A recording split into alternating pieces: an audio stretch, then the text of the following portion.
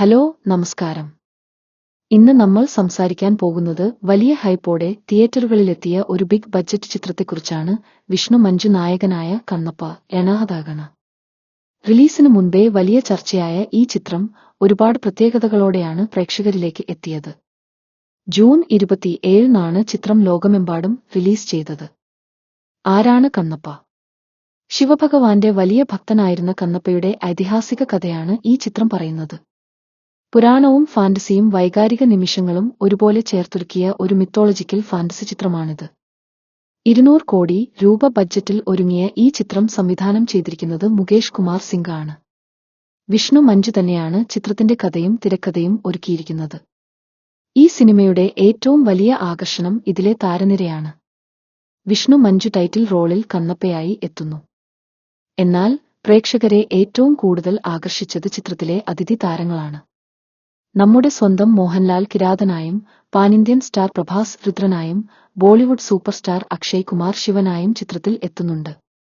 കൂടാതെ മോഹൻ ബാബു, ശരത്കുമാർ, മധു, കാജൽ അഗർവാൾ, പ്രീതി മുകുന്ദൻ തുടങ്ങി വലിയൊരു താരനിര തന്നെ ചിത്രത്തിലുണ്ട്.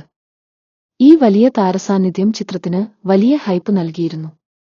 മോഹൻലാലിന്റെയും പ്രഭാസിന്റെയും അക്ഷയ് കുമാറിന്റെയും രംഗങ്ങൾ ചിത്രത്തിന് വലിയൊരു മുതൽക്കൂട്ടാണ്. ഒരു മിത്തോളജിക്കൽ ഫാന്റസി ചിത്രം എന്ന നിലയിൽ കണ്ണപ്പ ഭയവന് വലിയ പ്രാധാന്യം നൽകിയിട്ടുണ്ട്. ചിത്രത്തിലെ വിഷ്വൽസ് വളരെ ഗംഭീരമാണ്. വലിയ ബഡ്ജറ്റിൽ ഒരുക്കിയതുകൊണ്ട് തന്നെ ഓരോ ഫ്രെയിമും മനോഹരമാക്കാൻ അണിയറ പ്രവർത്തകർ ശ്രമിച്ചിട്ടുണ്ട്. സ്റ്റീഫൻ ദേവസിയാണ് ചിത്രത്തിന് സംഗീതം ഒരുക്കിയിരിക്കുന്നത്. നിങ്ങളുടെ ചാനലിന്റെ എ ആൻഡ് അണുപോയവതവജി ഭവതധവതവജ എന്ന നിഷിന് അനുസരിച്ച് ഈ സിനിമയിലെ ശൈവനെക്കുറിച്ച് നിങ്ങൾക്ക് ഒരു വാചകം ചേർക്കാം. ഇത്രയും വലിയ വിഷ്വൽസ് ഒരുക്കാൻ സാങ്കേതികവിദ്യയും ക്രിയേറ്റീവ് ടീമിന്റെ കഴിവും എത്രത്തോളം സഹായിച്ചിട്ടുണ്ടാകുമെന്ന് ഈ സിനിമ കാണുമ്പോൾ നമുക്ക് മനസ്സിലാകും. ഇനി സിനിമയുടെ നല്ല വശങ്ങളിലേക്ക് വരാം. ക്ലൈമാക്സ്. സിനിമയുടെ ഏറ്റവും വലിയ ഹൈലൈറ്റ് അതിന്റെ ക്ലൈമാക്സ് രംഗങ്ങളാണ്. ഭക്തിയും വികാരവും നിറഞ്ഞ ആ നിമിഷങ്ങൾ പ്രേക്ഷകരെ പിടിച്ചിരുത്തും.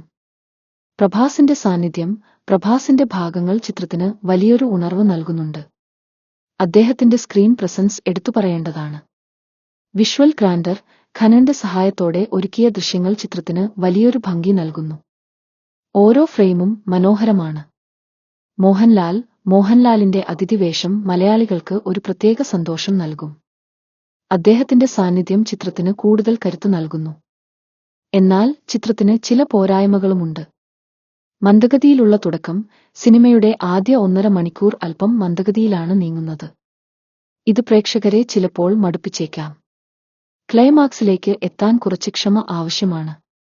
Mixed reviews. ചിത്രത്തിന് നിരൂപകരിൽ നിന്ന് സമ്മിശ്ര പ്രതികരണമാണ് ലഭിച്ചത്. ചിലർക്ക് ചിത്രം ഇഷ്ടപ്പെട്ടപ്പോൾ ചിലർക്ക് പോരായ്മകൾ തോന്നി. Box office. 200 കോടി ബഡ്ജറ്റിൽ ഒരുങ്ങിയ ചിത്രത്തിന് റിലീസ് ചെയ്ത ദിവസങ്ങൾക്കുള്ളിൽ ഏകദേശം 16 കോടി രൂപ മാത്രമാണ് ബോക്സ് ഓഫീസിൽ നിന്ന് ലഭിച്ചത് എന്നത് ഒരു ആശങ്കയാണ്. ഇത് ചിത്രത്തിന്റെ വലിയ ബഡ്ജറ്റിന് അനുസരിച്ചുള്ള കളക്ഷൻ അല്ല. മൊത്തത്തിൽ പറഞ്ഞാൽ കണ്ണപ്പ ഒരു മിത്തോളജിക്കൽ ഫാന്റസി ചിത്രം എന്ന നിലയിൽ വലിയ വിഷ്വൽസും താരസാന്നിധ്യവും വാഗ്ദാനം ചെയ്യുന്നുണ്ട്. ക്ലൈമാക്സ് രംഗങ്ങളും പ്രഭാസിന്റെയും മോഹൻലാലിന്റെയും സാന്നിധ്യവും ചിത്രത്തിന്റെ പ്രധാന ആകർഷണങ്ങളാണ്. എന്നാൽ ആദ്യ പകുതിയിലെ മന്ദഗതിയും സമ്മിശ്ര പ്രതികരണങ്ങളും ചിത്രത്തിന് ഒരു വെല്ലുവിളിയാണ്. നിങ്ങൾ ഒരു വലിയ വിഷ്വൽ എക്സ്പീരിയൻസ് ആഗ്രഹിക്കുന്നവരും പുരാണ കഥകൾ ഇഷ്ടപ്പെടുന്നവരുമാണെങ്കിൽ കണ്ണപ്പ ഒരു തവണ കണ്ടിരിക്കാവുന്ന ചിത്രമാണ്. പക്ഷേ ആദ്യ 1.5 മണിക്കൂർ ക്ഷമയോടെ കാണാൻ തയ്യാറായിരിക്കണം.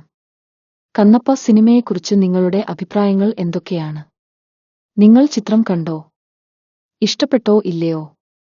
കമന്റ് ബോക്സിൽ അറിയിക്കുക. ഈ വീഡിയോ ഇഷ്ടമായെങ്കിൽ ലൈക്ക് ചെയ്യുക, നിങ്ങളുടെ കൂട്ടുകാരുമായി ഷെയർ ചെയ്യുക.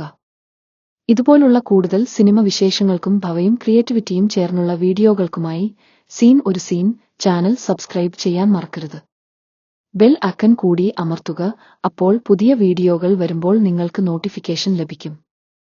അടുത്ത വീഡിയോയിൽ കാണാം. അതുവരെ ബൈ.